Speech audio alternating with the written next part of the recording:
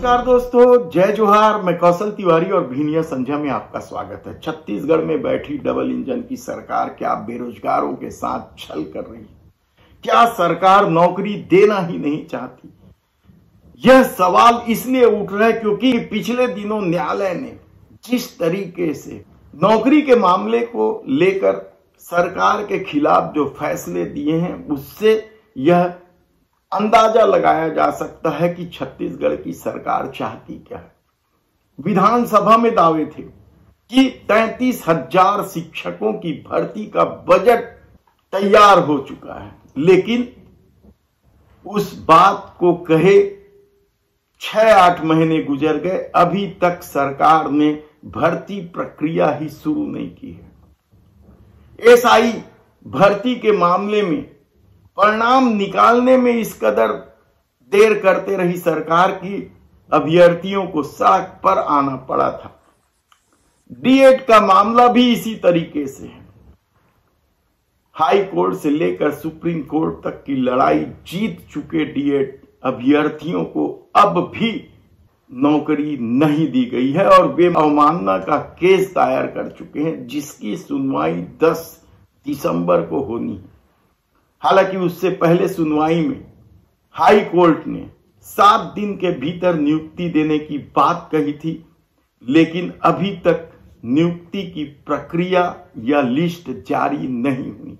तो ऐसे में रिक्त पद जो राज्य सरकार के विभिन्न विभागों में हैं, उन पर नियुक्ति कैसे होगी?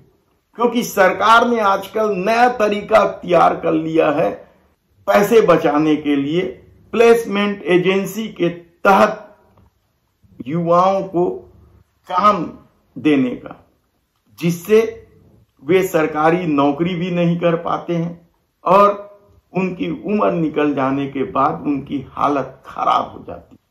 और इसे लेकर भी विभिन्न प्लेसमेंट एजेंसी के कर्मचारी आंदोलन करते रहे हैं और कर रहे हैं। नगरीय निकाय का भी ऐसा ही मामला है और अब उन्हें नगरीय निकाय कर्मचारी संघ का भी समर्थन मिलने की खबर है। तो दूसरी तरफ अनुकंपा नियुक्ति को लेकर भी सरकार जिस तरीके से हील हवाला करती है, उससे लोगों में बेहद आक्रोश है। ताजा मामला शिक्षा कर्मियों के परिवार वालों को अनुकंपा नियुक्ति कर सरकार बहाना बनाते रही कि इनके पास पर्याप्त योग्यता नहीं है, शैक्षणिक योग्यता नहीं है, और इसे लेकर हाई कोर्ट ने कड़ा निर्देश जारी अब कर दिया कि जिस योग्य के लायक हैं उस योग्य में योग्यता के आधार पर नौकरी दी जाए। कड़े निर्देश है।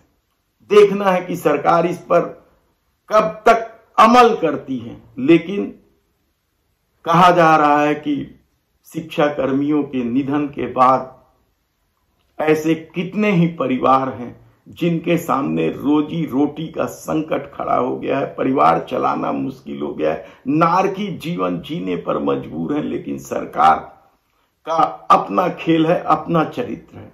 ऐसे में जब हाई कोर्ट ने याचिकाकर्ता श्रीमती खिलेश्वरी साहू, सिद्धार्थ सिंह परिहार, श्रीमती अश्वनी सोनवानी, श्रीमती त्रिवेणी यादव, श्रीमती वृंदा की याचिका पर सुनवाई करते हुए साफ तौर पर कहा है कि राज्य सरकार जल्दी से जल्दी उन्हें नौकरी दें। हाई कोर्ट ने अपने आदेश में कहा है कि याचिकाकर्ताओं के पति, पिता और बड़े भाई शिक्षाकर्मी ग्रेड 1 और ग्रेड 3 के पदों पर नियुक्त थे। सेवा काल के दौरान उनकी मृत्यु हो गई। उनके आश्रितों ने अनुकंपा नियुक्ति के लिए आवेदन दिया। याचिकाकर्ताओं के दावों पर इस आधार पर विचार नहीं किया गया कि उनके पास अपेक्षित योग्यता नहीं है। सभी शिक्षकों पंचायत की सेवाएं विद्यालय में समाहित कर ली गई है। शिक्षा विभाग 3 जून 2018 को जारी एक अधिसूचना के अनुसार और वर्तमान में विभाग में शिक्षा कर्मियों के पद पर उपलब्ध नहीं है। याचिकाकर्ताओं ने इस पद के लिए आवश्यक योग्यता हासिल नहीं की है।